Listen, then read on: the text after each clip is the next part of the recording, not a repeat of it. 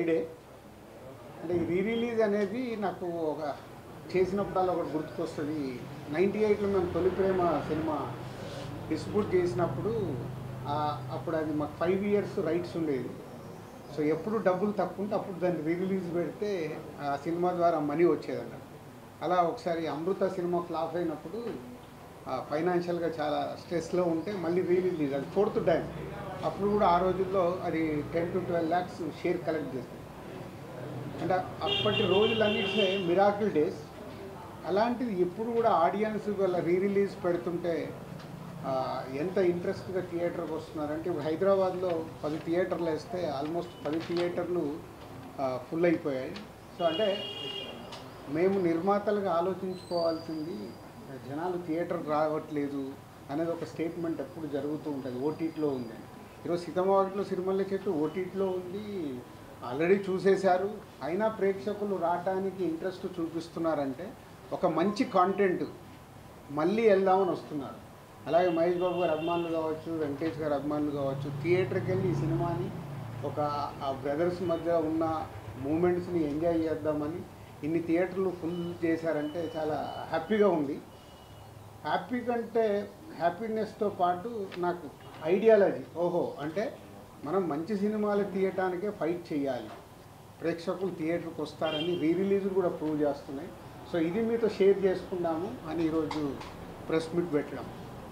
అలాగే ఆంధ్రాలో ఎవ్రీవేర్ వేసిన దగ్గర డే 1 60%, 70% అడ్వాన్స్ బుకింగ్లో ఉన్నాయి. మోస్ట్లీ ఫ్రైడే కల్లా అవి రన్నింగ్ ఫుల్స్ అయిపోతాయి. సో అలాగే సుదర్శన్ 35mm సెకండ్ డే కూడా 8th రోజు కూడా 4 షోలు ఫుల్ అయ్యాయి. అంటే చాలా ఒక మళ్ళీ సినిమా రిలీజ్ చేస్తుంటే ఒక ఉండే హ్యాపీనెస్ కనిపిస్తుంది మాకు ఈ సినిమా ద్వారా. So I'm also watching on 7th morning 8 o'clock show. మళ్ళీ 12 ఏళ్ల తర్వాత థియేటర్లో సినిమా చూసి ఎంజాయ్ చేయాలని అనిపిస్తుంది. So I'm going to Sudarshan 35mm 8 o'clock show. And media వాళ్ళు మీరు కూడా వెళ్ళి 12 ఏళ్ల తర్వాత మళ్ళీ ఇద్దరు బ్రదర్స్ వస్తున్నారు కాబట్టి ఎంజాయ్ చేయండి. 12 ఏళ్ల క్రితం మీరు ఈ కాంబినేషన్ సెట్ చేయడానికి ఎలాంటి కష్టపడ్డారు?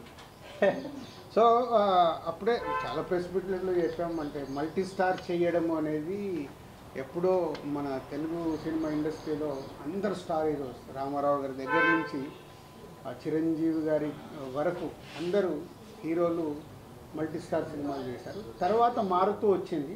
సడన్గా ఎందుకో శ్రీకాంత్ ఈ ఐడియా చెప్పినప్పుడు సో ఎలా చేద్దాం ఏంటి అని ఫస్ట్ వెంకటేష్ గారిని తర్వాత మహేష్ గారిని అప్రోచ్ అవుతే ఇద్దరు ఈజీగానే ఓకే అన్నారు, పెద్ద కష్టపడలేదు. వాళ్ళు కథ వినేసి ఓకే అన్నారు. సో దాన్ని ప్రాపర్గా స్క్రీన్ మీదకి తీసుకురావడానికి కొంచెం మాకు టైం పట్టింది. అంటే అవుట్పుట్ ఇవ్వడానికి ఆల్మోస్ట్ అప్పుడు 1 year షూట్ చేశాం. జనవరి 2012 జనవరిలో మొదలు పెడితే 2013 సంక్రాంతికి రిలీజ్ చేసాం. అంటే ఆల్మోస్ట్ 1 year జర్నీ అది షూటింగ్ ప్రాసెస్. ఇద్దరు కాబట్టి అన్నీ బ్యాలెన్స్ చేయాలి, అన్నీ చూడాలి, ఆ బ్యూటిఫుల్ మూమెంట్స్ వర్క్ అవ్వాలి. కాబట్టి ఈరోజు ఇవాళ రిలీజ్ కూడా అంతా వాల్యూ.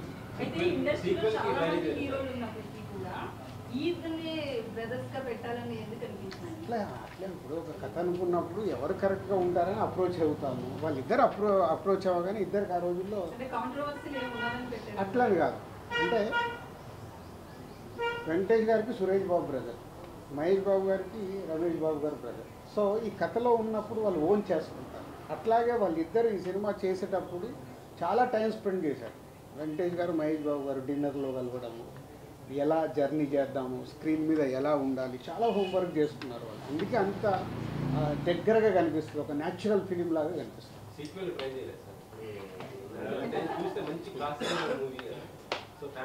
ఇప్పుడు నువ్వు సినిమా చూసావు, మళ్ళీ 7th రోజు చూడు, దాంట్లోకి ఏదైనా ఐడియా దొరికితే వచ్చి చెప్పు. ఊరికే కథ చెప్తా అంటే కూడా ఆఫరిస్తున్నా. సీతమ్మ వాకిట్లో సిరిమల్లె చెట్టు ఎలా చెయ్యొచ్చు సీక్వెల్ తీసుకొనిరా, నేను రెడీ.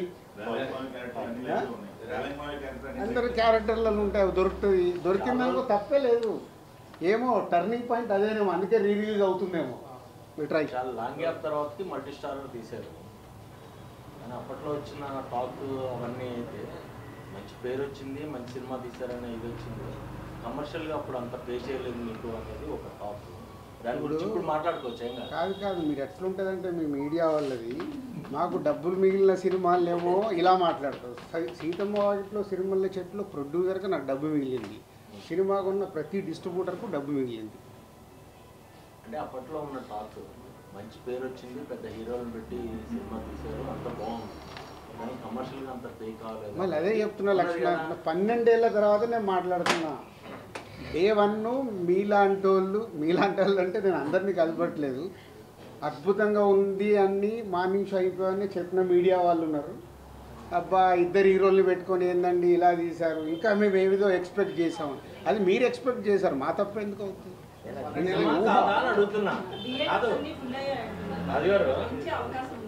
అది ఒక్కొక్క థియేటర్ ఫుల్ అవుతున్న కొద్దీ పెంచుతున్నాయి. వాళ్ళ వెడ్నెస్డే కదా, ఫుల్ అయిన కొద్దీ అందరూ మెల్లిగా 10 స్క్రీన్స్కి వచ్చినాయి, అన్ని ఫుల్స్ అయ్యాయి.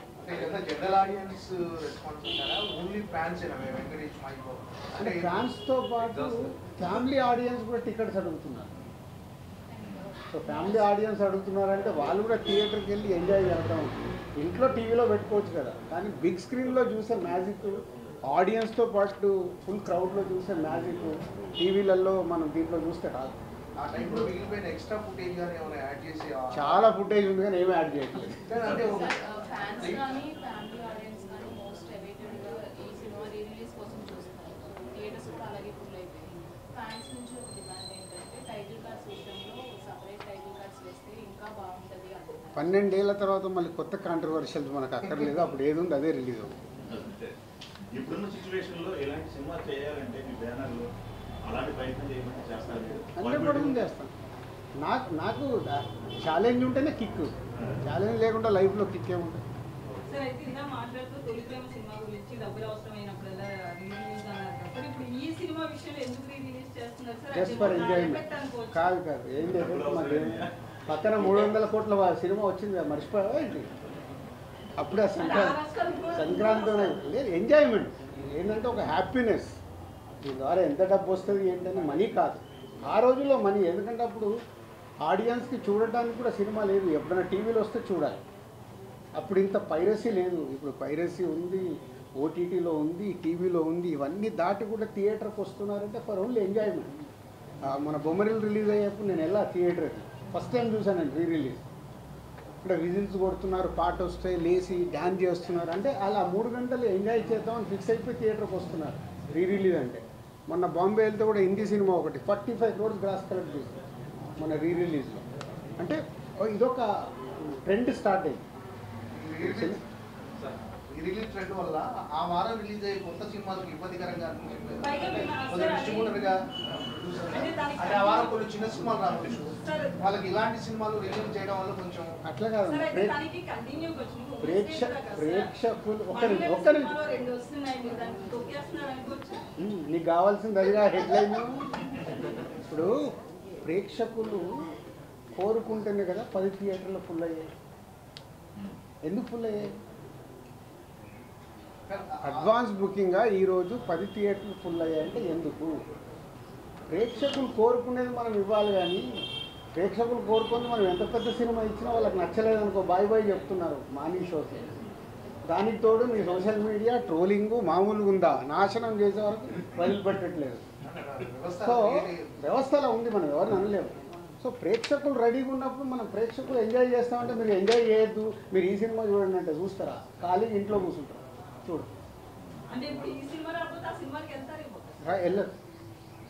వెళ్ళను. వాళ్ళంతా క్లారిటీగా ఉన్నారు ఆడియన్స్. ఇవాళ స్టార్ సినిమాకి అనుకున్న రేంజ్లో ఓపెనింగ్ రావట్లేదు అంటే ఎందుకు రావట్లేదు?